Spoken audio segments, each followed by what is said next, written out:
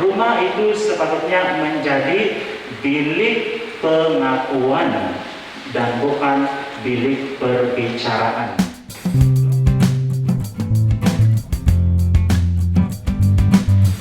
Pembacaan dari kitab Kejadian. Pada suatu ketika, datanglah firman Tuhan kepada Abraham dalam satu penglihatan. Jangan takut Abraham, akulah perisaimu. Upamu akan sangat besar. Abraham menjawab, Ya Tuhan Allah, apakah yang akan Engkau berikan kepadaku? Aku akan meninggal tanpa mempunyai anak, dan yang akan mewarisi isi rumahku ialah Eliezer, orang Damsyik itu.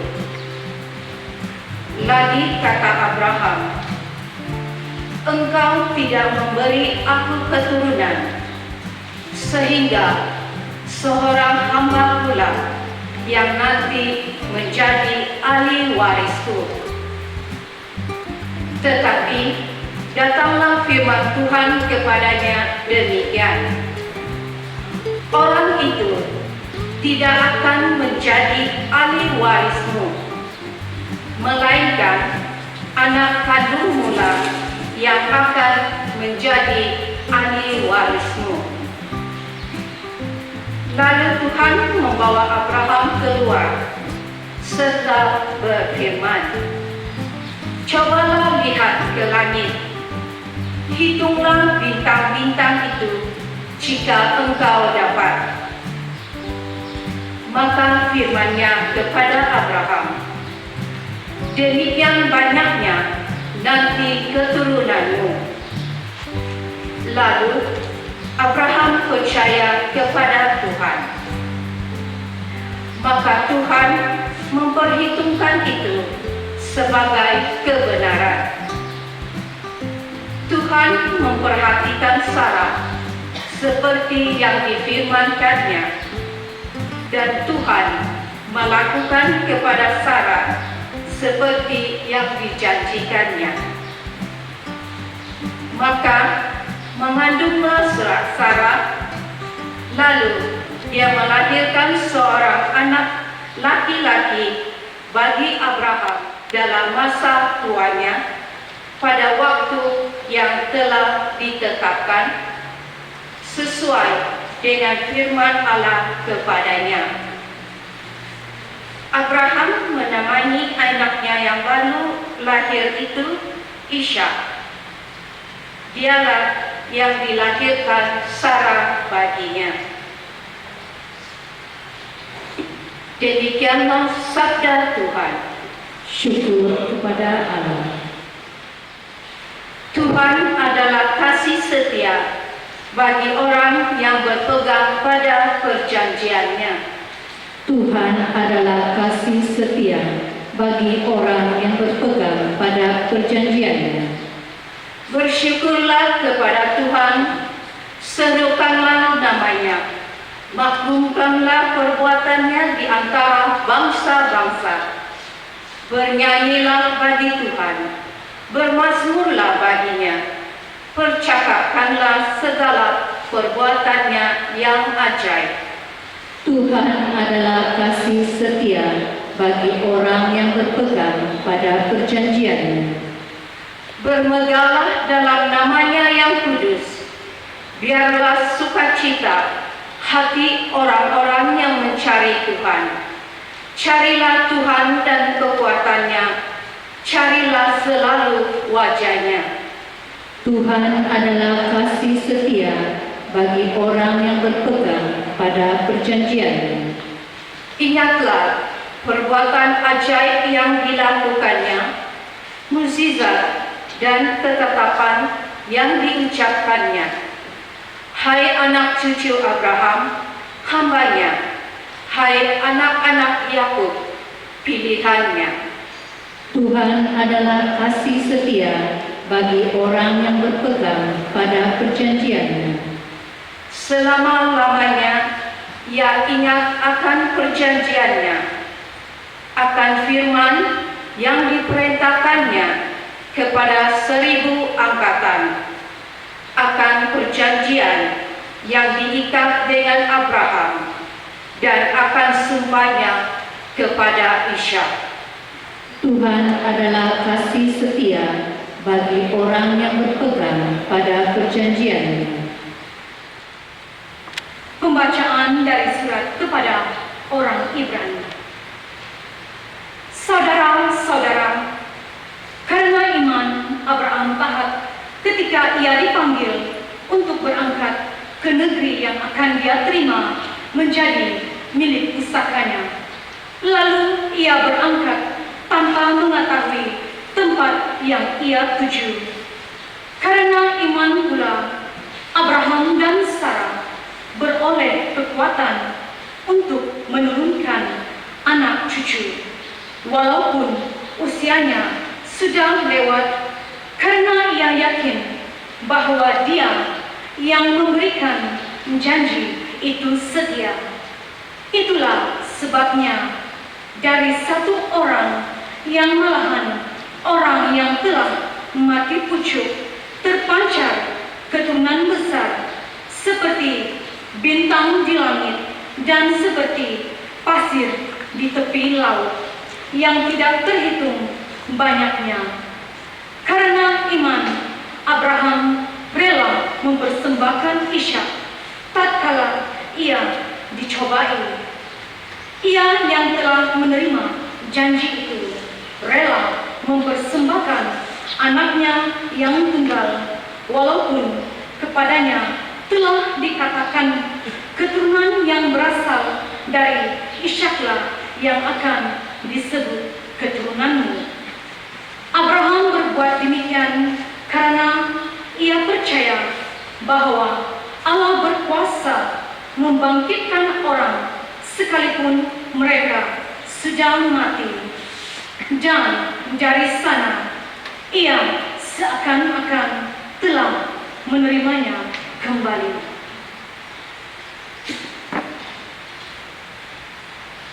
Demikianlah sabda Tuhan. Syukur kepada Allah.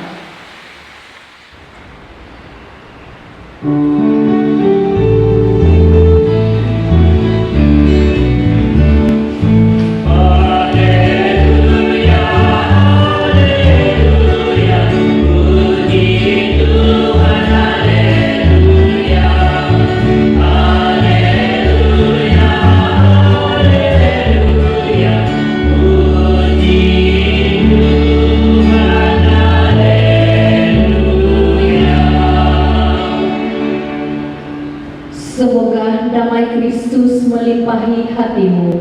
Semoga sabda Kristus berakar dalam dirimu.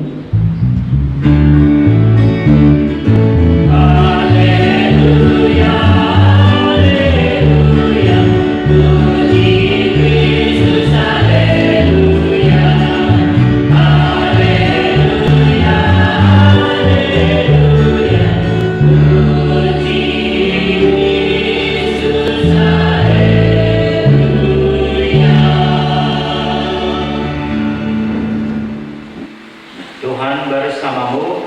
Dan bersama rohmu. Inilah Injil Yesus Kristus menurut Santo Lukas. Dimuliakanlah Tuhan. Ketika genap waktu penyucian menurut hukum Taurat Musa, maka Maria dan Yosef membawa Yesus ke Yerusalem untuk dipersembahkan kepada Tuhan seperti ada tertulis dalam hukum Tuhan. Semua anak laki-laki sulung harus dikuduskan untuk Allah dan untuk mempersembahkan korban menurut apa yang difirmankan dalam hukum Tuhan, yaitu sepasang burung tekukur atau 2 ekor anak burung merpati. Di Yerusalem ada seorang bernama Simeon. Dia seorang yang benar dan saleh, yang menantikan penebusan Israel. Roh Kudus ada di atasnya, dan kepadanya telah dinyatakan oleh Roh Kudus bahwa dia tidak akan mati sebelum dia melihat Mesias, yaitu dia yang diurapi Tuhan. Dia datang ke bait Allah oleh Roh Kudus. Ketika Yesus dibawa masuk oleh orang tuanya untuk melakukan kepadanya seperti yang ditentukan oleh hukum Taurat, dia menyambut anak itu dan menatangnya sambil memuji Allah, katanya, "Sekarang Tuhan, biarkanlah hamba-Mu ini pergi dalam damai sejahtera sesuai dengan firman-Mu. Sebab mataku telah melihat keselamatan yang datang daripada-Mu, yang telah Engkau sediakan di hadapan segala bangsa, yaitu cahaya yang menerangi bangsa-bangsa lain dan menjadi kemuliaan untuk umat-Mu Israel." Bapa serta ibunya amat heran akan segala apa yang dikatakan tentang dia. Lalu Simeon memberkati mereka dan berkata kepada Maria, ibu bayi itu, "Sesungguhnya bayi ini ditentukan untuk menjatuhkan atau membangkitkan ramai orang di Israel, dan untuk menjadi suatu tanda yang menimbulkan perbantahan, dan suatu pedang akan menembusi jiwamu sendiri, supaya menjadi nyata pikiran hati setiap orang." Hana juga berada di situ, seorang nabi perempuan, anak Penuel dari suku Asher. Usianya sudah lanjut. Sesudah kawin, dia hidup 7 tahun lamanya bersama suaminya, dan sekarang dia janda yang berumur 84 tahun. Dia tidak pernah meninggalkan bait Allah dan siang malam beribadat dengan berpuasa dan berdoa. Pada ketika itu datanglah dia ke situ dan mengucap syukur pada Allah dan berbicara tentang bayi itu kepada semua orang yang menantikan pembebasan untuk Yerusalem. Setelah selesai semua yang harus dilakukan menurut hukum Tuhan, kembalilah mereka ke kota kediamannya, yaitu kota Nazaret di Galilea.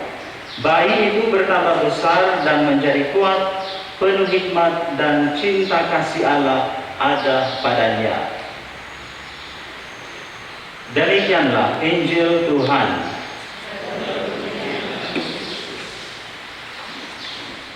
Saudara-saudari yang terkasih, di dalam pesta yang kita rayakan pada hari Minggu ini, yaitu pesta keluarga kudus, dia merujuk pada keluarga Yesus, Maria, dan Yusuf.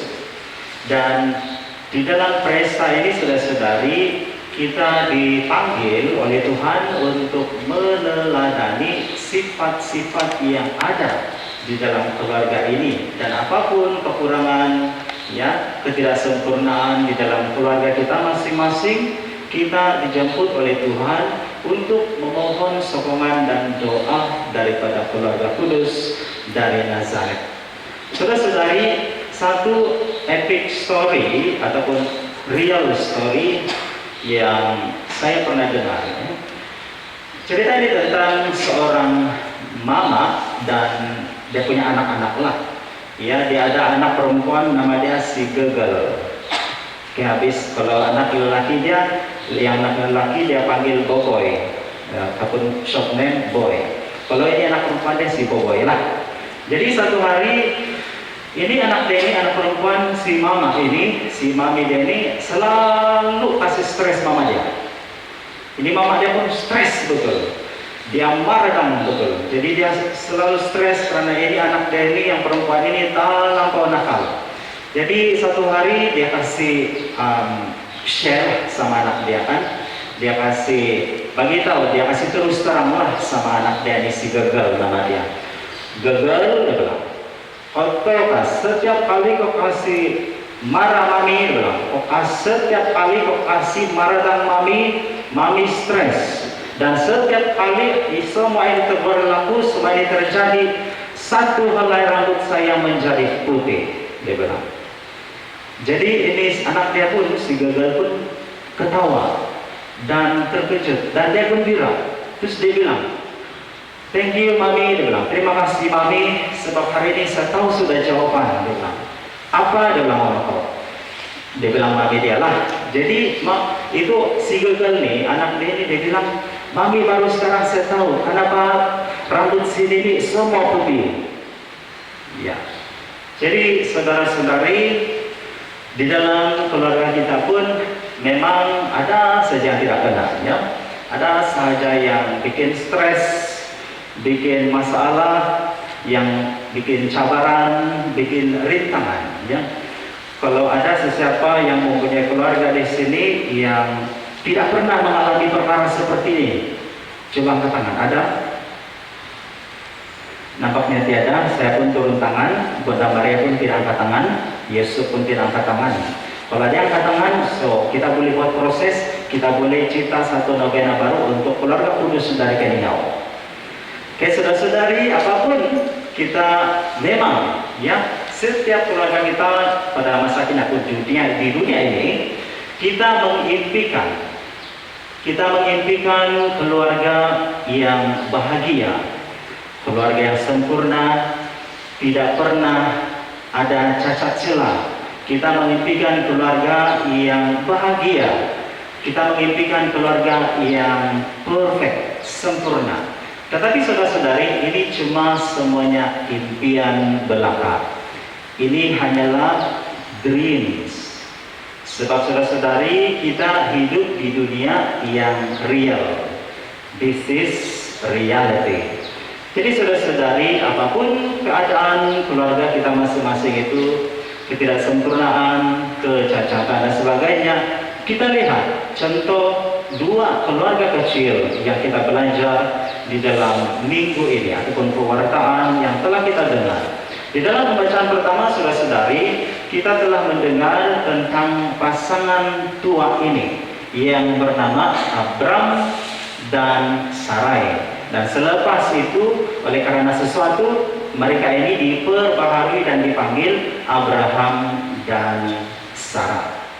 Dan telah berlaku terhadap keluarga kecil ini, saudara-saudari, terhadap pasangan ya tua ini, pasangan Abram dan Sarah ini, saudara-saudari, salah satu cabaran yang mereka hadapi pada masa mereka, pada kehidupan mereka ialah mereka ini berdua tidak berhasil, tidak mempunyai zuriat, tidak mampu mendapatkan anak.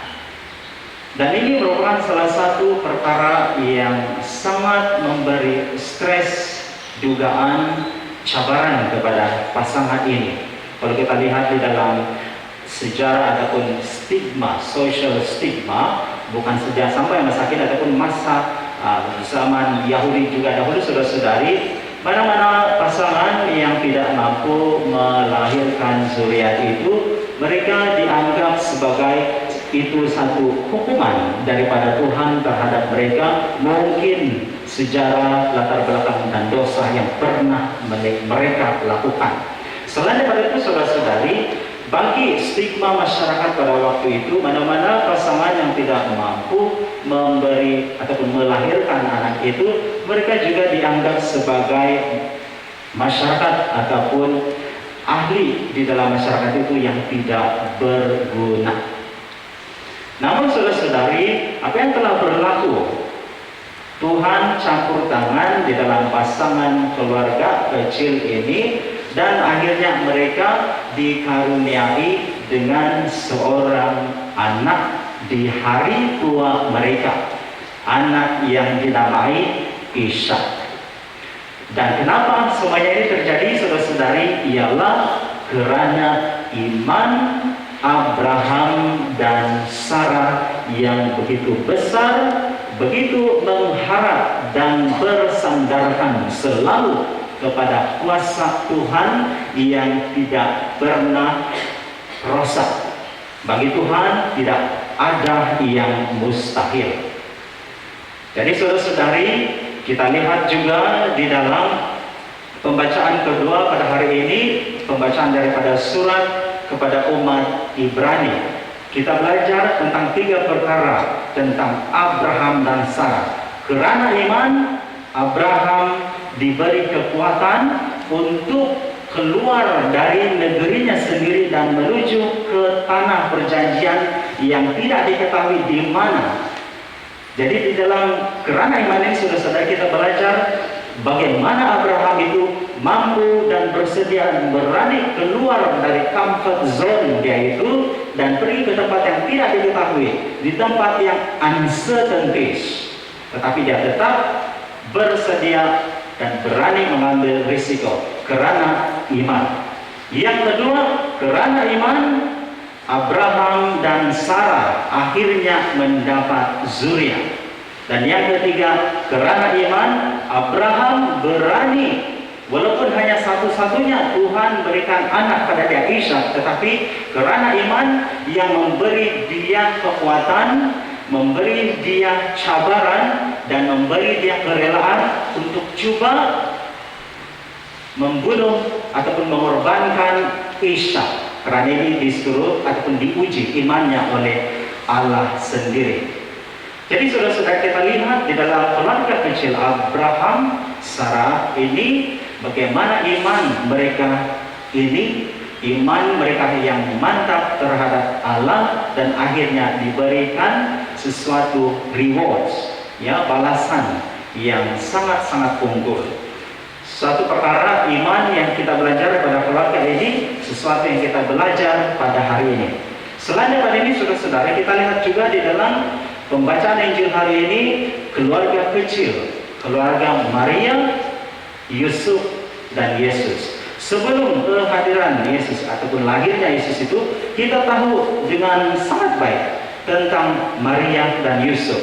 Pada awal mulanya, Maria didatangi oleh malaikat Gabriel bahwa dia akan mengandung dari kuasa Roh Kudus, dan anak yang akan dikandungkannya itu adalah putra Allah, yaitu Mesias.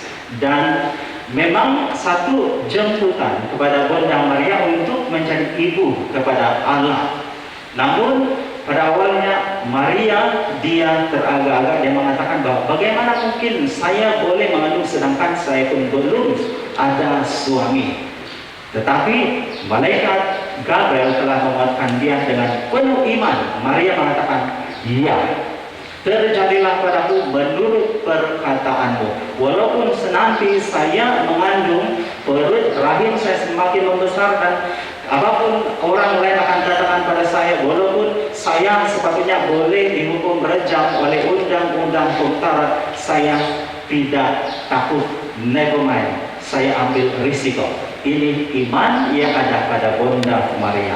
Selain daripada itu, iman yang ada pada Yusuf. Pada awalnya dia tahu dan dia ingin meninggalkan semuanya, dia ingin lari daripada semuanya ini. Namun akhirnya di dalam mimpi dia mendapat inspirasi daripada malaikat Gabriel bahwa itu adalah putra Allah, dan dia dengan penuh iman mengambil Bunda Maria sebagai istrinya dan Yesus yang dikandungan itu sebagai anaknya sendiri. Selain pada itu, saudara-saudara, kita lihat di dalam keseluruhan cerita juga keluarga ini, keluarga kudus dari Nazaret. Hari ini kita mendengar Yusuf dan Maria membawa anak kecil Yesus untuk dipersembahkan sebagai satu mengikuti hukum Taurat Musa untuk membeli kembali anak sulung. Sebab di dalam hukum Taurat itu, saudara-saudari, setiap anak yang sulung ataupun pelayan yang pertama, dan yang asal yang pertama itu adalah milik Tuhan. Jadi untuk mendapatkan kembali itu, mereka harus beli kembali dan tukar dengan korban persembahan. Jadi di sini kita lihat, saudara-saudari, Injil hari ini betapa besar iman Maria dan Yusuf di dalam mengikuti segala hukum yang diperintahkan melalui hukum Taurat oleh Allah sendiri. Dan selain daripada itu, saudara-saudari, banyak juga yang menunjukkan iman ataupun cabaran di dalam keluarga kecil ini. Sebagai contoh, ketika Yesus sudah berumur 12 tahun, Yesus hilang selama 3 hari di bait suci, dan ini banyak memberi masalah ataupun cabaran kepada Bunda Maria dan Herodes. Selepas dijumpai, Bunda Maria mengatakan, "Mengapa engkau lakukan ini terhadap kami orang tuamu?" Dan saudara-saudari, inilah yang kita belajar dari keluarga kecil Yesus, Maria, dan Yusuf ini. Mereka tetap bersatu karena iman Maria dan Yusuf. Segalanya terjadi, tiada yang mustahil bagi Tuhan. Jadi saudara-saudari, melihat kepada dua contoh keluarga kecil yang kita belajar pada hari Minggu ini, kita juga diingatkan di dalam keluarga kita masing-masing. Memang tidak ada keluarga yang sempurna, tidak ada keluarga yang perfect, tidak ada keluarga yang tidak pernah lari dari masalah. Meski ada saja perkara yang menimbulkan kekacauan, cabaran dan rintangan. Sebagai contoh keluarga yang porak-poranda, ibu bapa berpisah, anak dia mungkin keluar daripada agama, daripada apa yang mereka ada selama ini, dan selain daripada itu mungkin ada juga keluarga yang berkelingkang, ya, tidak sepahaman karena pembahagian harta pusaka di dalam keluarga itu. Bermacam-macam lagi situasi yang kita boleh lihat, saudara dan saudari. Namun pada hari ini, saudara-saudari, apapun kecabaran, rintangan yang dihadapi dalam keluarga itu, di dalam pengalaman kita juga, pengalaman keluarga kita sejak pandemi COVID-19, PKP awal Mac sehingga sampai saat ini, memang keluarga kita pun sedang berjalan di dalam perkara yang tidak pasti, uncertainties. Apapun kita dipanggil sekali lagi oleh Tuhan untuk tetap setia, berharap dan beriman kepada penyelenggaraan Tuhan. Jadi saudara-saudari, di dalam perkongsian ini saya ingin memperkongsikan terdapat 3 perkara ataupun 3 meja. Selainnya saya berikan ini masa misa perkawinan, di dalam mempertingkatkan lagi ataupun memberdayakan lagi hidup kualiti keluarga kita. Meja yang pertama, saudara-saudari, ialah kita panggil meja Ekaristi. Meja Ekaristi ini, saudara-saudari, memang di dalam segala devosi dan doa kita sebagai pengikut Kristus, orang Katolik, kita berpusatkan kepada Ekaristi, sumber makanan rohani kita. Dan di dalam keluarga itu, saudara-saudari, meja Ekaristi itu juga adalah merujuk kepada keluarga yang berdoa tetap tinggal bersama. Ya, mungkin pada saat ini saudara-saudari kita melihat dalam keluarga kita masing-masing bagaimanakah kualitas ataupun quality doa di dalam keluarga kita. Berapa banyak kita berdoa bersama, melakukan rosary bersama, makan bersama sebelum itu dan sembahyang dan macam-macam lagi. Meja yang kedua, saudara-saudari, ialah meja bulat. Meja bulat dalam bahasa lain ini kita panggil meja perbincangan.